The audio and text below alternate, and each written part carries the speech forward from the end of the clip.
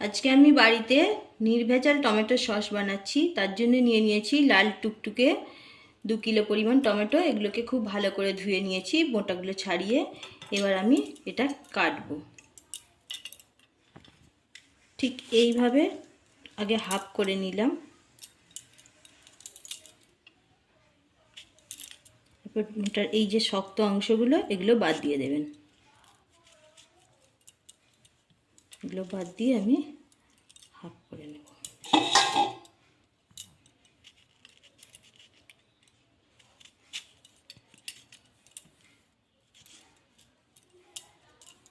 এইভাবে সব টমেটোগুলো কেটে নেব।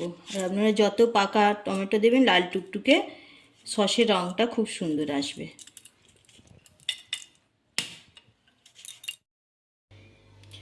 টমেটোগুলো সব কাটা হয়ে গেছে। আর আমি একটা বিট নিয়েছি, বিটটাকে ছাড়িয়ে ছোট্ট ছোট্ট করে কেটে নিয়েছি। এবার ওভেনে একটা কড়া বসিয়ে দিয়েছি, এতে টমেটোগুলো ঢেলে দেব। বিটটাও এর সঙ্গে,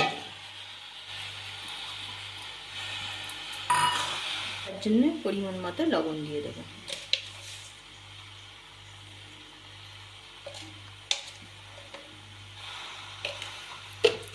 অবশ্যই লক্ষ্য রাখবেন টমেটোগুলো যেন পচা বা পোকা না থাকে।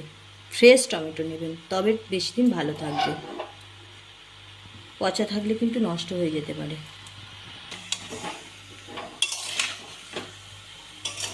এইভাবে নাড়াচাড়া করে টমেটোগুলো একটু সিদ্ধ হয়ে যাবে। আমি এখানে কোনো রকম জল ব্যবহার করব না। টমেটোটা সিদ্ধ হয়ে গেছে। এবার আমি একটা ডাল কাটা নিয়ে নিয়েছি, ডাল কাটা দিয়ে খুব ভালোভাবে টমেটোটাকে ঘেঁটে দেবো, যাতে খোসাগুলো আলাদা হয়ে যাবে। এইভাবে ঘেঁটে নেব।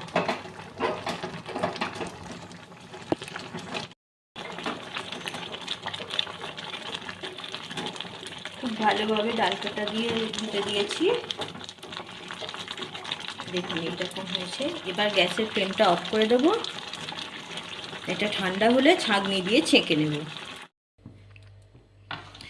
আমার দেখুন 2 কেজি টমেটোতে কতটা টমেটোর রস বেরিয়েছে, আর কালারটাও কত সুন্দর হয়েছে।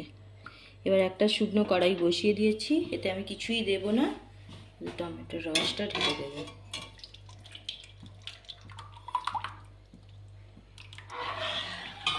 এটা এইভাবে নেড়ে জাল করতে থাকবো।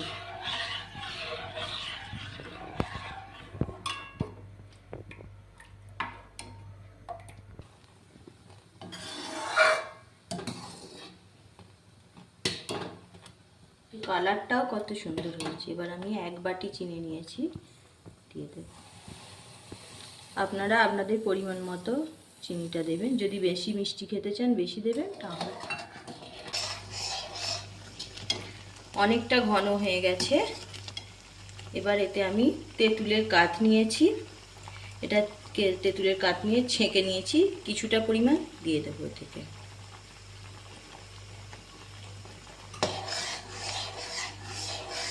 একটু ভিনিগার দিয়ে দিচ্ছি, এতে বেশি দিন ভালো থাকবে ভিনিগারটা দিলে।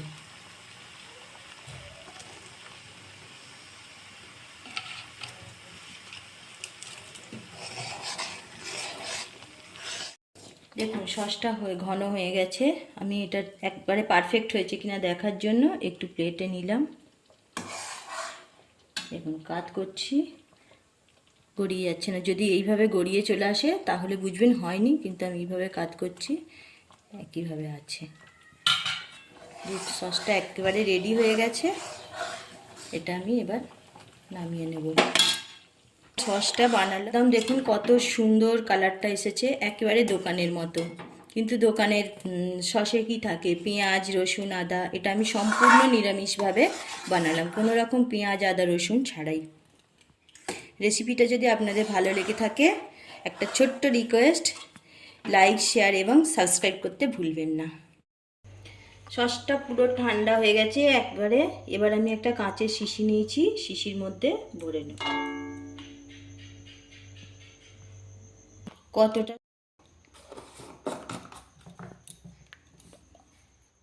দেখুন এই পরিমাণ হয়েছে 2 কেজি টমেটোতে।